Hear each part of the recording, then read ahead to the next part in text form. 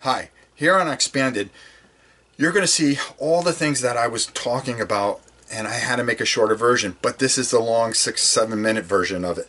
We're going to talk about all the different types of paints, some of the things that we're going to need. One of the things that I didn't and wasn't able to tape was going to a hobby store. We're going to need washes. Washes are going to be a very important part because they're almost like liquid talent, and they're going to make our jobs a lot easier. They bring out the shadows and give you that three-dimensional look.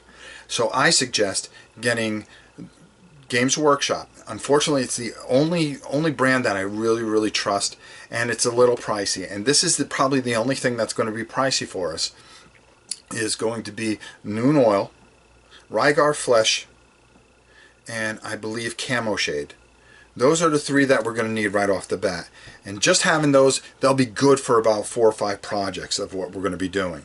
So it's really going to help you guys kind of get going. And next episode, which is next week, we're going to be using and applying some of those techniques, as you'll see. But right now, we're going to go back to the hobby store, and we're going to get an in-depth look about paints, brushes, and some of the other things that we're going to need to really get going with this. So I hope you enjoy this episode.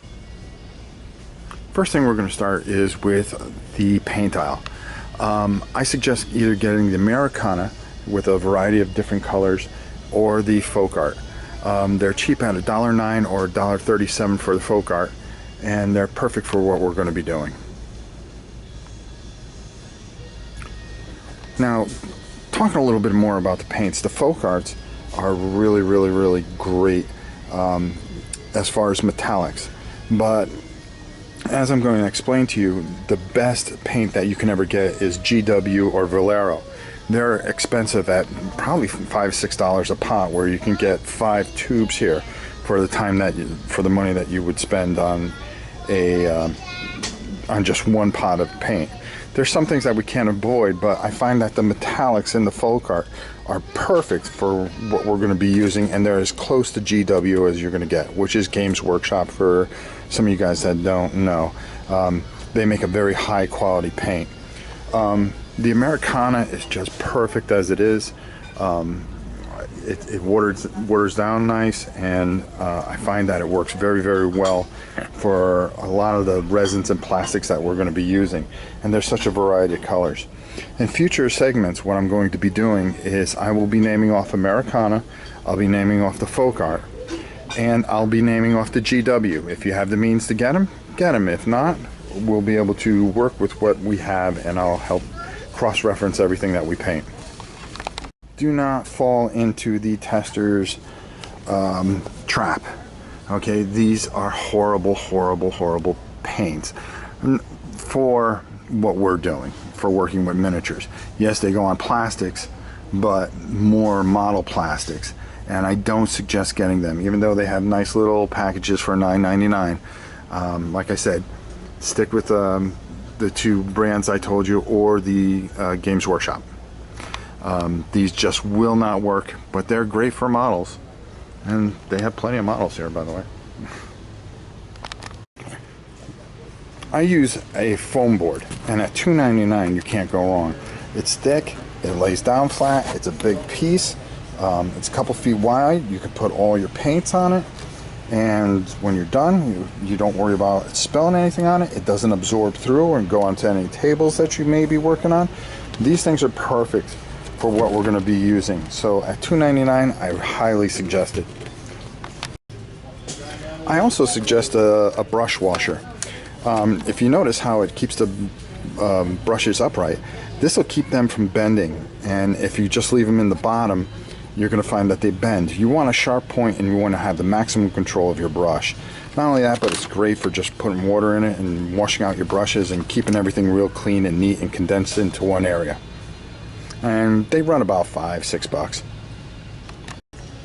Now, getting the brushes, this is really simple. To start, and for a lot of you beginners, you just want to get something with a nice medium brush and a little bit of a above size brush and some fine tip brushes or edging or detail brushes.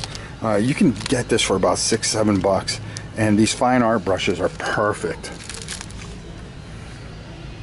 I do suggest that you stay away from these assorted bristle paint brushes. They're not very good for acrylic, and especially for the miniatures that we're going to be using.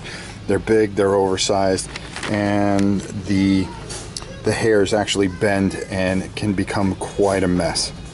And if you're just learning, you do not want to get frustrated, and that's the whole point of this series, is so you guys don't get frustrated, and me just walking you through and making things so much easier for you. At least I hope. Now we're here in the woodworking aisle. Now I know what you're thinking, what does that have to do with miniature painting? Well, what I'd like you to do is try to get something of odd shape, okay? And the reason being, in the next episode that we're going to be doing, we're going to be going over a lot of techniques, and I'm going to show you a lot of different things, and why waste it on a miniature or plastic when what we're going to do is practice and make sure that we get some of the techniques down that we want to use. I found that just to get started, I got myself a spindle, which I picked up, and also this kind of little weird shaped guy, and altogether it cost me about $3, which was perfect for what I plan on doing next week and showing you guys how to some of the techniques and some of the keywords that I'm going to be using, so you understand what I'm talking about. I try to go a little farther here on Extended and talk to you about different things. Blocks, if you want to just get blocks, those are actually absolutely fine as well, and it'll fit perfectly for what we're going to do. Well, that's it from here. I hope you guys got a good idea of what's going on. Like I said, the introductions are going to be up on the Dice Tower, and that's where I'm going to be for a board game breakfast with a segment every week. I have to keep everything within a certain amount of time. Here, you're able to come and really get an in-depth look, and that's the way things are going to go from here on. So you're going to have your main thing on board game breakfast, but the extended version, and where we'll really do some talking and some work, will be here at the website, at my YouTube channel, Rob Oren. Thanks so much for watching. Thanks so much for subscribing. And I hope you enjoy this series. Next week, we start learning some of the key words that we're going to implement and working on those blocks that I was talking about. And we're going to go over some things and some techniques and understand some of the words that I'm going to be talking about. The short version will be up on Board Game Breakfast. The longer, in-depth version will be here on my channel, Robert Oren. Thanks so much for watching. Thanks so much for being a part of my channel, and we'll see you next week.